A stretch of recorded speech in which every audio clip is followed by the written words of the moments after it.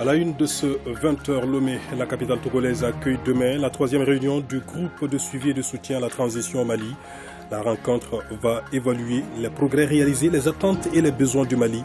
Les enjeux de la réunion avec nos envoyés spéciaux Nyanya Alou Traoré et Adama Kamara dans ce journal. Formation à Bafo, en 4e région, des recrues de la 3e cohorte du service national des jeunes. Elle se déroule normalement et le moral des recrues est au beau fixe. Constat de 3 membres du gouvernement qui se sont rendus sur place. Nouvelle vague de Covid-19 au Mali. Illustration avec le regain du taux de cas positifs ces derniers jours. Les spécialistes évoquent le non-respect des gestes barrières et les conditions climatiques. À suivre, les explications d'un Focus Santé avec Baraki Sawata. Voilà pour les titres, mesdames, messieurs, bonsoir. Rendons-nous d'abord à Koulouba où le président de la transition, le colonel Assimi Goïta, a présidé ce matin la cérémonie aux couleurs dans le jardin de la présidence de la République.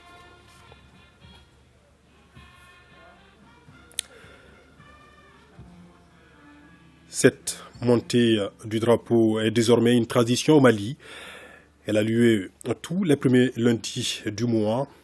La cérémonie aux couleurs, faut-il le rappeler, a pour but d'éveiller le sens du patriotisme sur l'ensemble du territoire national.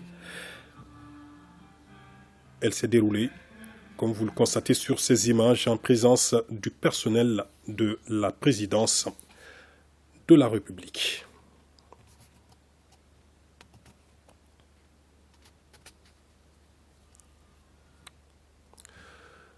Demain, mardi, se tient à Lomé, dans la capitale togolaise, la 3e réunion du groupe de suivi et de soutien à la transition au Mali. Le président togolais présidera les travaux qui porteront sur les progrès réalisés, les attentes et les besoins du Mali. En prélude à la rencontre, Faure Gnassingbé a reçu la délégation malienne conduite par le ministre des Affaires étrangères et de la coopération internationale. Nyanya Alou Traoré et Adama Kamara sont nos envoyés spéciaux à Lomé. C'est en début de soirée que la délégation malienne a été reçue à la résidence du président togolais. À l'accueil, le chef de l'État, Faure Gnassingbé, visiblement content de recevoir les ministres maliens. Coups de poignet francs, des mots chaleureux de bienvenue ont accompagné la délégation jusqu'à la salle d'audience. L'entretien avec le chef de l'État togolais a duré une bonne trentaine de minutes. Elle a permis de planter le décor de la rencontre de mardi. Cette audience se tient naturellement en prélude à l'ouverture demain de la 3e réunion du groupe de soutien à la transition malienne qui se tient ici à Lomé. Et dans ce contexte, le président de la transition, son Excellence le colonel Assimi Goïta, m'a chargé de conduire une importante délégation ministérielle. L'objet essentiel, c'est de venir transmettre ses salutations fraternel à son frère, son Excellence le président Faure Gnassingbé, pour tout le soutien qui a été apporté de façon constante à notre pays par rapport au processus de transition et toute la mobilisation qui a été la sienne auprès de ses pairs de la région pour faire en sorte que le processus de transition au Mali puisse aboutir. À l'occasion de cette importante réunion conviée par l'Union africaine, l'ensemble des partenaires africains et internationaux du Mali se réunissent encore dans cette belle capitale pour faire en sorte qu'ils puissent mieux comprendre ce qui est en cours au Mali et mieux accompagner les efforts que les Maliens ont décidé de faire pour un retour à un ordre constitutionnel apaisé et sécurisé. Je pense que ce qui est important, c'est de vous réitérer la volonté, la détermination de son Excellence le président Faure Gnassingbé dans sa volonté de soutenir les pas du Mali en respectant la souveraineté du Mali. Je voudrais profiter également de cette rencontre à Lomé pour remercier son Excellence le président Assimi Goïta pour sa disponibilité à œuvrer en concert avec le président Faure Gnassingbé afin de sortir notre sous-région de l'insécurité et de garantir la sécurité pour nos populations et surtout remercier le président Goïta pour la libération des 3 femmes et soldats ivoiriens qui a eu il y a quelques semaines et que nous avions accompagnés ici à Lomé. Le chef de la délégation, Abdoulaye Diop, comme le veut la tradition malienne, a remis un présent au chef de l'État togolais de la part de son homologue malien, le colonel Assimi Goïta, président de la transition, chef de l'État. Vous l'avez vu, plusieurs membres du gouvernement sont déjà sur place. Chaque ministre dans son domaine présentera une communication sur la situation du pays. Voyons les enjeux de cette rencontre de haut niveau avec nos envoyés spéciaux. La journée du 6 septembre 2022 sera mise à profit par notre gouvernement dans la capitale togolaise afin de mettre en évidence la pertinence des orientations stratégiques des autorités de la transition pour une large adhésion de la communauté internationale aux actions déjà entreprises et les défis qui se posent dans cet exercice. La rencontre sera surtout l'occasion pour le Mali de faire le point des progrès réalisés dans le cadre du processus de la transition avec un accent particulier sur l'état de la mise en œuvre des réformes politiques et institutionnelles, l'état de préparation des élections générales et la situation économique du pays. Les points relatifs aux questions humanitaires de défense et de sécurité et à l'état de mise en œuvre de l'accord pour la paix et la réconciliation au Mali, issu du processus d'Alger, feront aussi l'objet de communication. L'enjeu essentiel de cette réunion, c'est d'abord de prendre acte et note de l'engagement de son Excellence le colonel Assimi Goïta, président de la transition et chef de l'État, pour le retour à l'ordre constitutionnel, mais aussi pouvoir bénéficier, après toutes les présentations qui seront faites par la partie malienne, de vraiment bénéficier de la compréhension, de l'accompagnement et de l'engagement de la communauté internationale autour des priorités du Mali, qui vont autour des questions liées aux réformes politiques et institutionnelles, aux questions liées aux préparatifs pour les élections, aux défis liés à la situation sécuritaire, mais aussi à la situation humanitaire et la situation économique, mais aussi de pouvoir aussi échanger sur le processus de paix et ce qui se passe à ce niveau. Et cela donnera aussi l'occasion à la partie malienne de pouvoir présenter aussi à la communauté internationale quels sont nos besoins en termes d'appui, en termes d'accompagnement. Mais le plus important pour nous, c'est vraiment aujourd'hui de bénéficier de l'appui politique des partenaires après la sortie d'une situation tendue avec la communauté internationale et d'entrer dans une dynamique plus positive de collaboration. 5 membres du gouvernement prendront part aux travaux. La cérémonie d'ouverture sera marquée par le discours du chef de l'État togolais Faure Gnassingbé, qui est salué par le ministre des Affaires étrangères, Abdoulaye Diop, de rappeler tout l'engagement et la volonté du président togolais auprès de son homologue malien pour la réussite de la transition. Nous voudrions encore une fois remercier et apprécier l'hospitalité et l'engagement du gouvernement du Togo, notamment le président de la République togolaise et son ministre des Affaires étrangères, qui se sont engagés pour la tenue de cette réunion ici et qui est aussi pour tous les efforts qui sont faits quotidiennement aux côtés du Mali et pour la réussite de la transition malienne. Donc nous espérons une participation importante de nos pays voisins, des pays africains, mais aussi des partenaires à l'extérieur du continent et des institutions concernées. Oui, de nombreuses personnalités sont attendues ici à Lomé. Il s'agit notamment des représentants de la CEDEAO, des Nations Unies.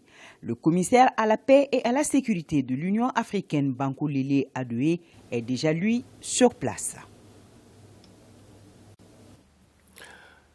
Ici au Mali, les FAMA poursuivent avec brio les opérations sur le terrain en dépit des difficultés liées à la saison des pluies.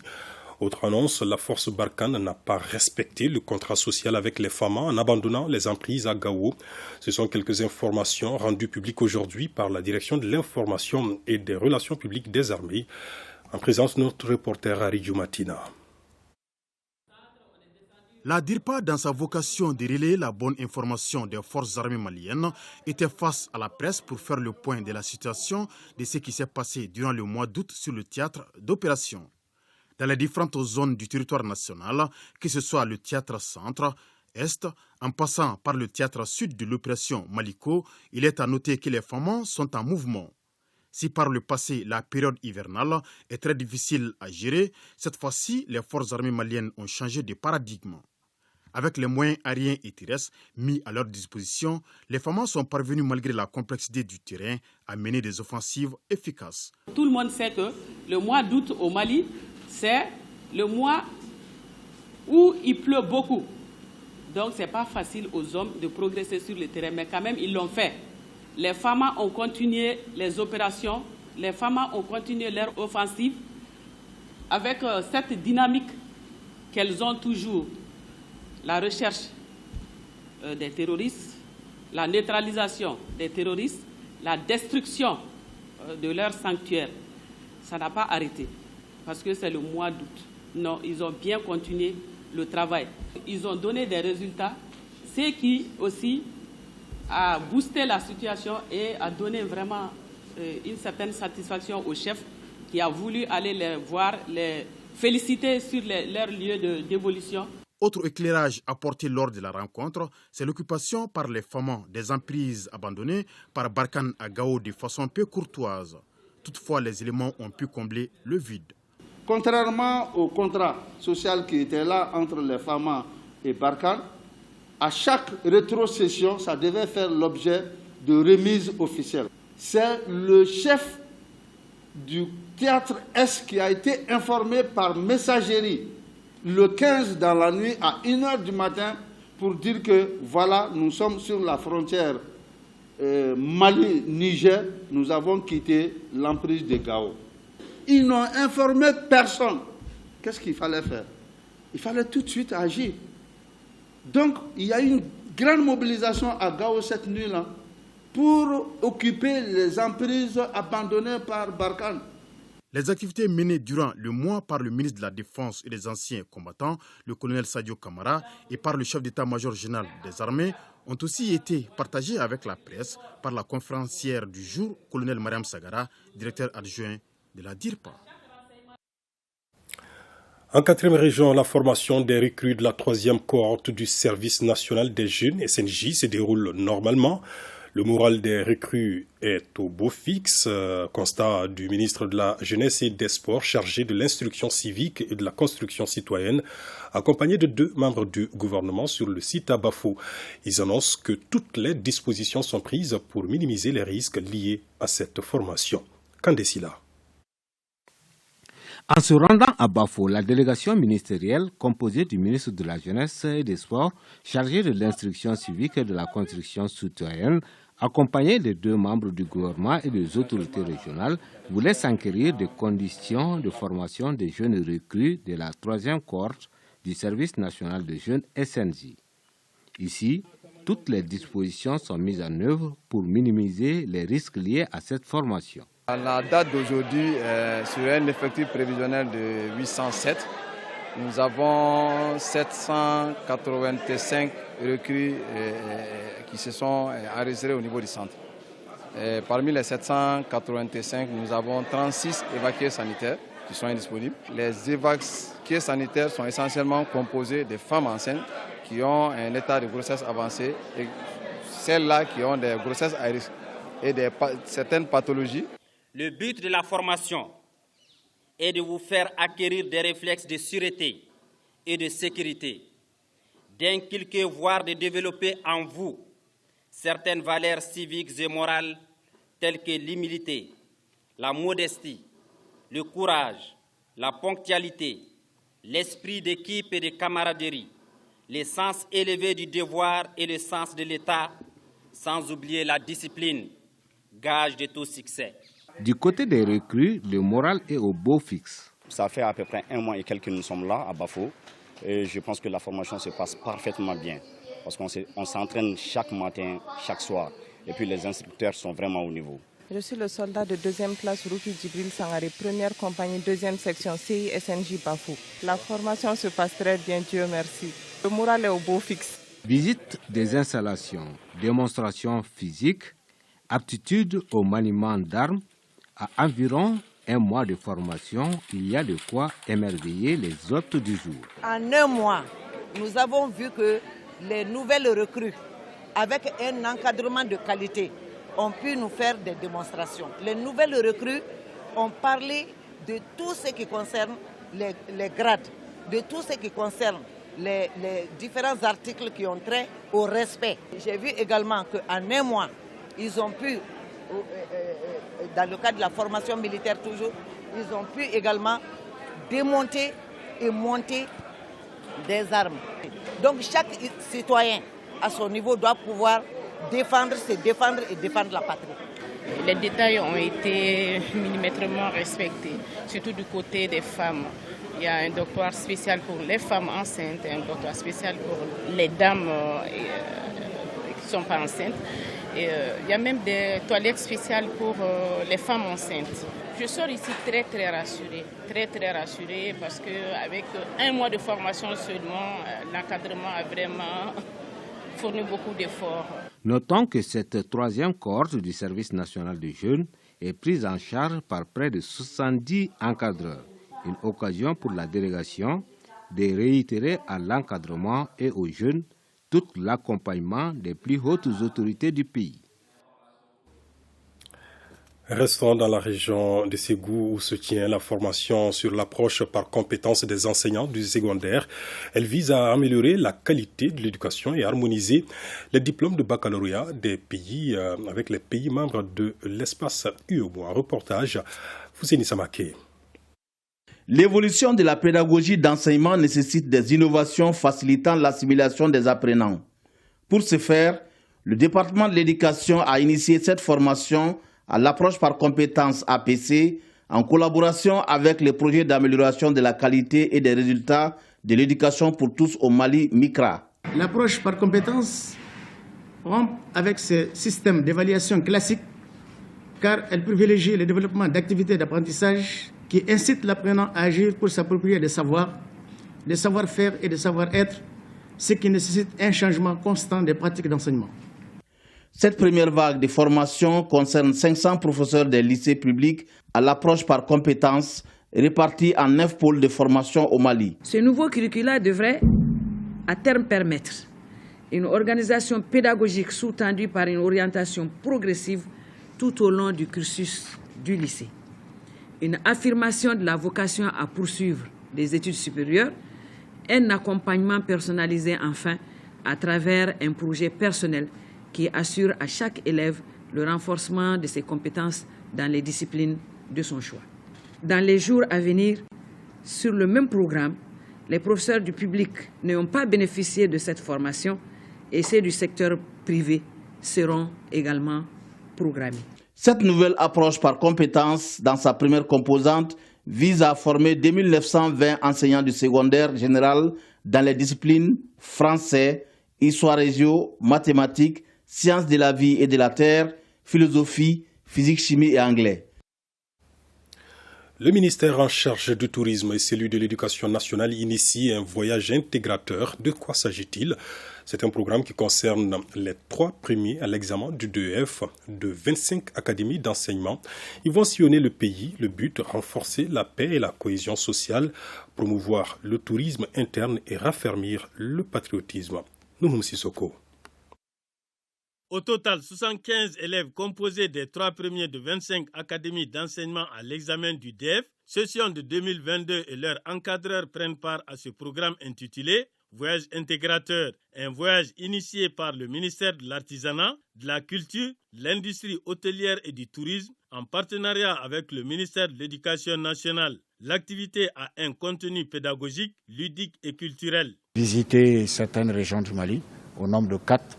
Il y aura plusieurs manifestations, des activités diverses et multiples, comme les manifestations culturelles. Nous l'organisons pour essayer, au finish, de développer la forme du tourisme domestique au Mali, pour que le Malien national lui-même et les étrangers résidant parmi nous au Mali voyagent à l'intérieur du Mali et découvrir notre pays.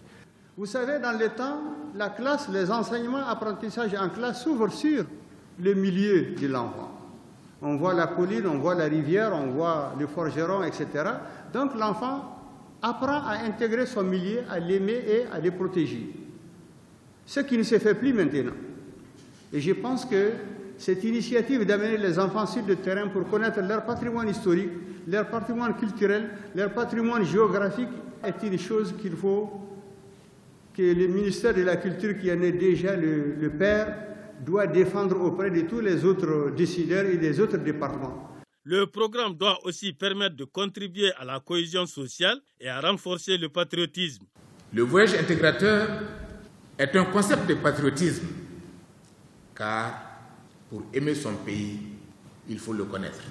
Soyez donc des artisans de la paix, de la cohésion sociale, du vivre ensemble et de l'unité nationale. Nous espérons témoigner notre soutien aux autorités de la transition ainsi qu'aux femmes et rappeler aux Maliens, à nos chers compatriotes, que nous pouvons participer à la libération de notre chère patrie. Le concept voyage intégrateur qui débute avec les élèves du cycle fondamental sera aussi ouvert aux élèves de l'enseignement secondaire selon les organisateurs. 54 étudiants des promotions 2022 et 2021 bouclent leur formation à l'ESTM, École supérieure de technologie et de management de Bamako. Ils viennent de recevoir leur diplôme de fin d'études. Les détails, c'est avec Fademba Keïta. C'est une lueur de joie perceptible sur les visages des 54 récipiendaires, mais aussi sur celui du personnel d'encadrement et des parents. Mérités récompensés, ils reçoivent leur diplôme des mains des hautes personnalités, des anciens ministres, de la marraine et bien d'autres. De l'ESTM, École supérieure de technologie et de management de Bamako, ou Centre académique de progrès, sont sortis de 2001 à ce jour plus de 4500 diplômés. Il a aussi formé plus de 1500 étudiants étrangers de 22 nationalités. L'ESTM a choisi de faire de l'excellence son leitmotiv. Dans le cadre de notre plan stratégique, nous avons réorganisé nos enseignements en les adaptant mieux aux besoins du marché. Après les filières mines, nous avons choisi de renforcer la filière technologie avec de nouveaux enseignements en informatique et l'introduction de la formation robotique à la rentrée prochaine. Le diplôme que vous allez recevoir est sans doute le résultat de vos efforts, mais également ceux de vos parents et de vos professeurs. Il permet de vous ouvrir de nombreuses portes. Pour nous élever au-dessus des valeurs de commerce, des contingences matérielles, de la gloire et de toute vanité, que dis-je, de toute sagesse inerte, il importe de cultiver un point de vue généreux, compétent, ouvert, qui fait le tour du monde par les savoirs, mais toujours et exclusivement avec comme visée le bonheur humain. Le choix de la marraine émane de sa riche et brillante carrière, de son sens élevé du patriotisme. Médecin général de brigade, Mme Koulibaly Kani Diabaté, officier de l'Ordre national du Mali, commandeur de l'Ordre national, est une consultante internationale qui a à son actif plusieurs distinctions étrangères. Chers filles, pour moi, vous constituez donc, avec la jeunesse consciente, de par votre expertise, une immense source d'espoir pour ce pays. Je reste fermement convaincu qu'en votre qualité de cadre désormais disponible, vous êtes à mesure d'aider le pays et à relever de nombreux défis auxquels il faut courageusement faire face. Aux femmes et aux filles des deux promotions, je conseille d'avoir à l'esprit qu'une femme se bat pour quelque chose et non contre quelque chose. Ce diplôme est le témoin d'un relais entre une génération de professeurs animés, d'une volonté de transmettre leur savoir-faire et de chercheurs, et une génération d'étudiants qui seront en prendre soin.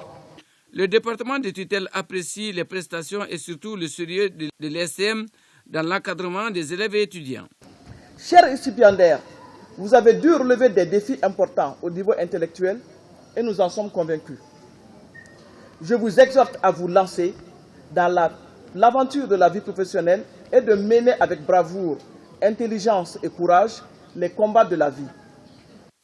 Avec 90% du taux d'insertion professionnelle, l'administration et le corps professoral tiennent à perpétuer le système adéquation formation-emploi pour le bonheur des étudiants inscrits à l'ESTM, École supérieure de technologie et de management de Bamako.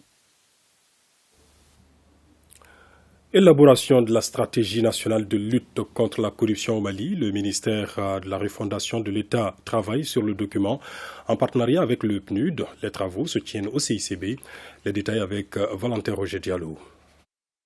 Pour élaborer une stratégie nationale de prévention et de lutte contre la corruption, le ministère de la refondation de l'État a mis en place un comité de pilotage. Comité de pilotage composé de consultants et chargé de produire un document contre ce fléau qui gangrène notre société.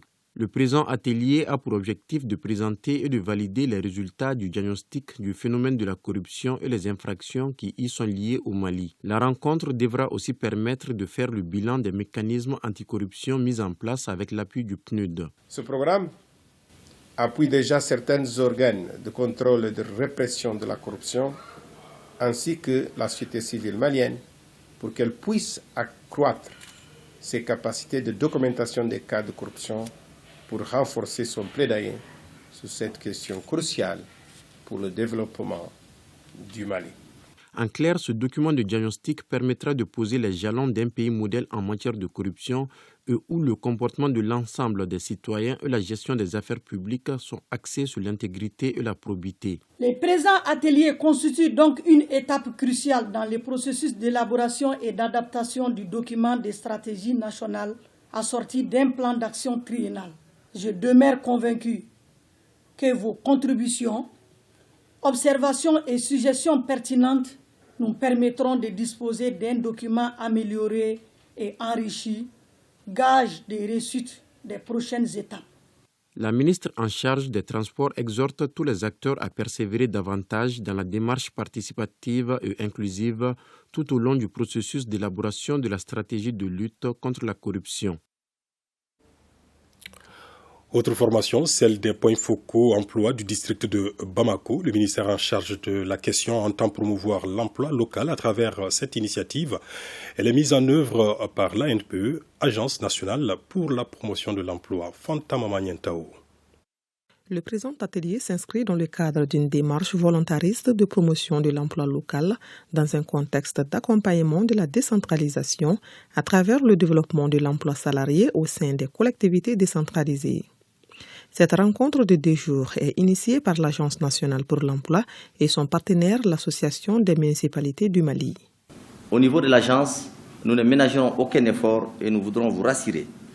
Dans le cadre de la déclinaison des objectifs de la politique nationale de l'emploi et de la politique nationale de la formation professionnelle, mais aussi des indicateurs globaux que vous impulsez dans le cadre de votre vision, nous ne ménagerons aucun effort pour que cette initiative, comme d'autres, seront facteurs de succès dans le cadre de se rapprocher davantage vers l'emploi pérenne. Le ministre Doumbouya salue cette belle initiative qui vient en appui aux efforts déjà consentis par notre pays et au dynamisme des collectivités territoriales décentralisées.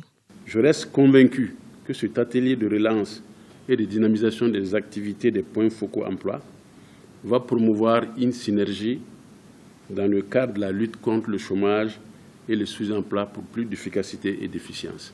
Plus que jamais, nous avons un besoin impérieux d'œuvrer tous ensemble pour répondre aux immenses défis du chômage et du sous-emploi.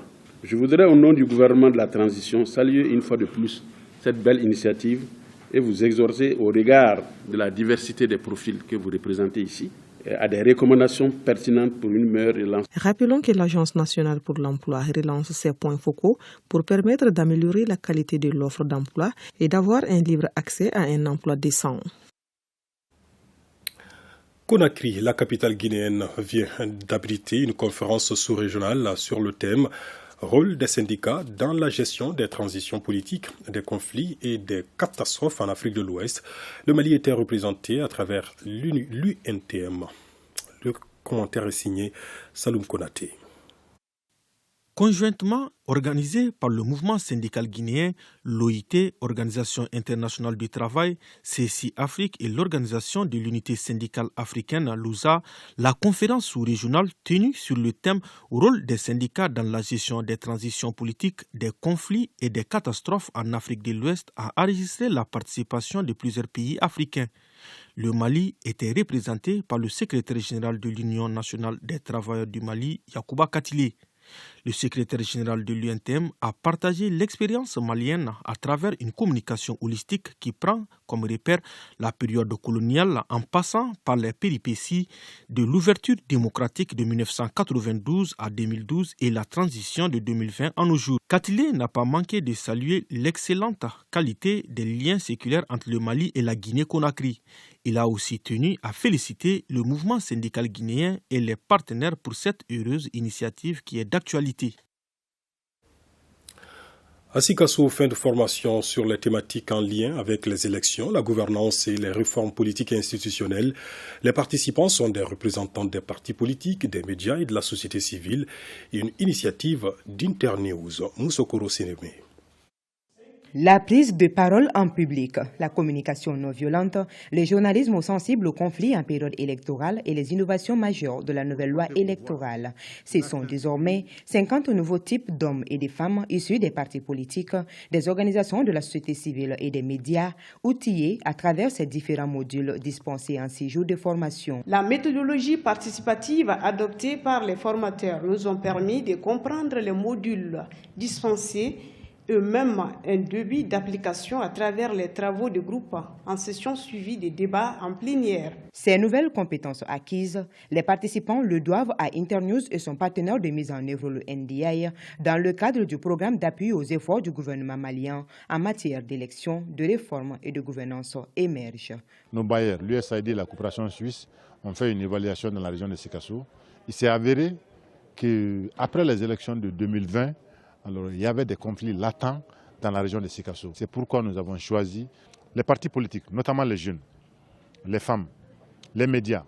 Ce sont eux qui peuvent être les déclencheurs de la crise, mais ils peuvent également être les facteurs d'apaisement de la crise. La présente activité cadre parfaitement avec les priorités des autorités de la transition qui visent à favoriser une meilleure information, la cohésion sociale, la consolidation de la paix et l'apaisement du climat social et politique au Mali.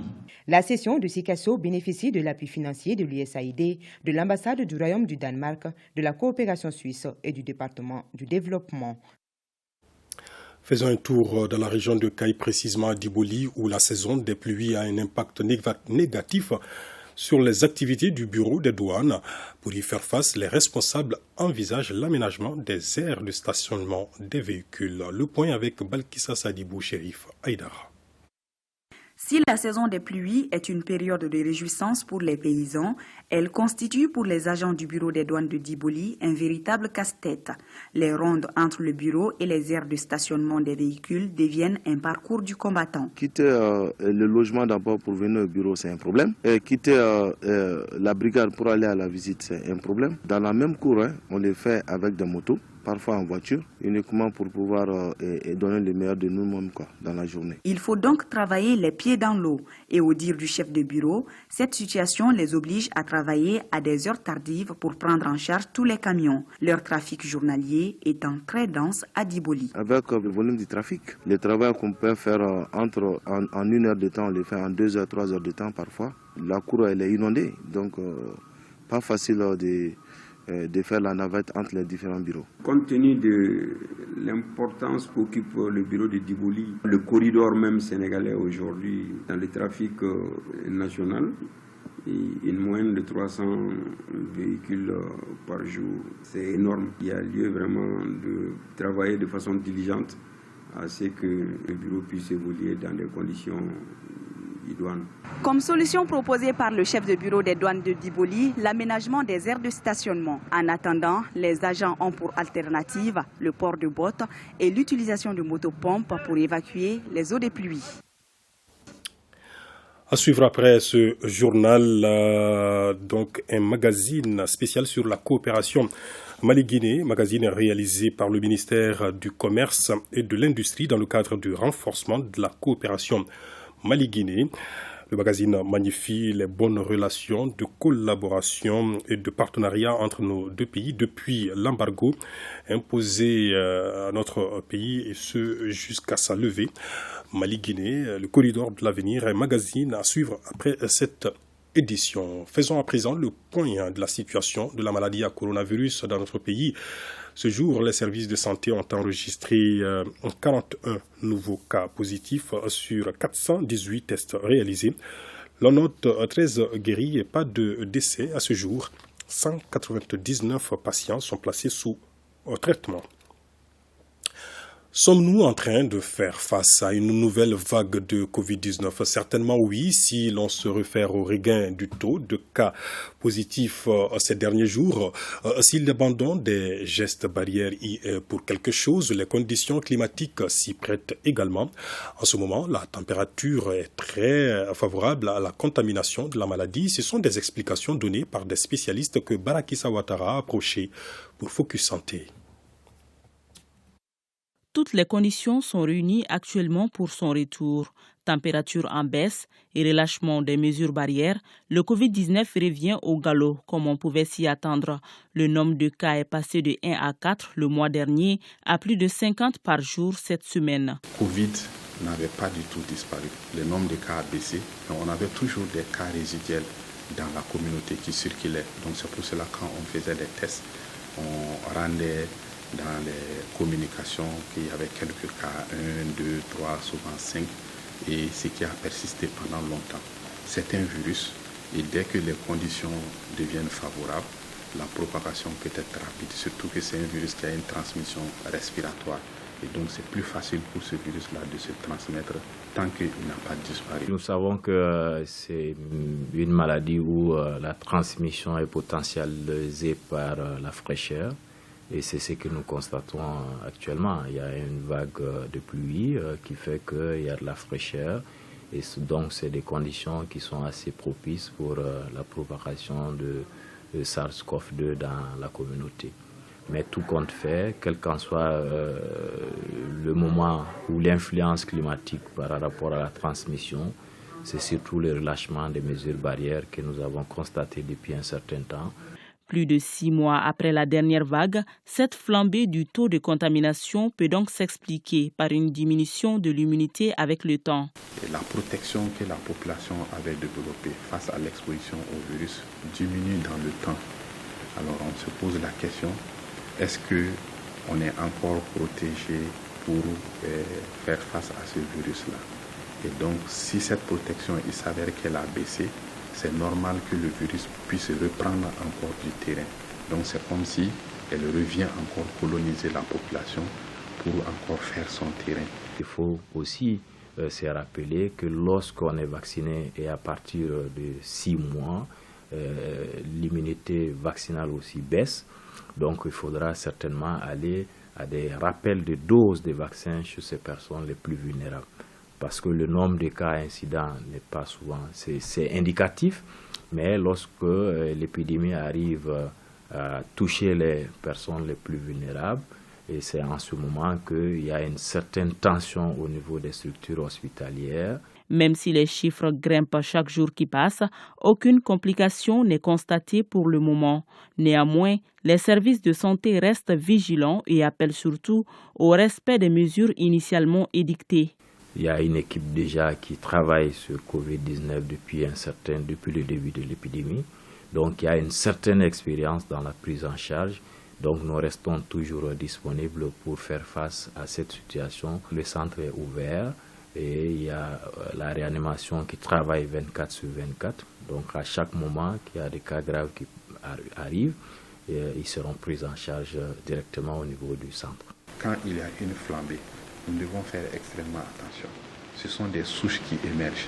Et quand ces souches émergent, il y a encore des inconnus. Les inconnus, c'est quoi? Quel type de souche émerge-t-il? Nous ne savons pas exactement. Est-ce que c'est une souche ancienne qui circulait, qui continue à circuler? Est-ce qu'il y a eu des mutations, c'est un nouveau variant qui circule? Ou bien c'est un variant connu qui est en train de circuler? Ce n'est pas connu. Donc pendant qu'il y a ces inconnus, il est vraiment bien de respecter ces mesures. Le Covid-19 revient aussi avec de nouvelles versions qui laissent les autorités sanitaires perplexes. Ces nouveaux variants sont-ils plus contagieux? Répondent-ils bien à la vaccination? Des questions qui font désormais l'objet de recherches. En attendant, chacun doit prendre ses précautions devant cet avenir incertain qui invite surtout à ne pas baisser la garde. Respectons les mesures barrières pour prévenir donc le Covid-19. Fin de ce journal. Merci de l'avoir suivi. À 23h, retrouvez Bemba Sibi. D'ici là, très bon moment de télévision à notre compagnie. Bonsoir.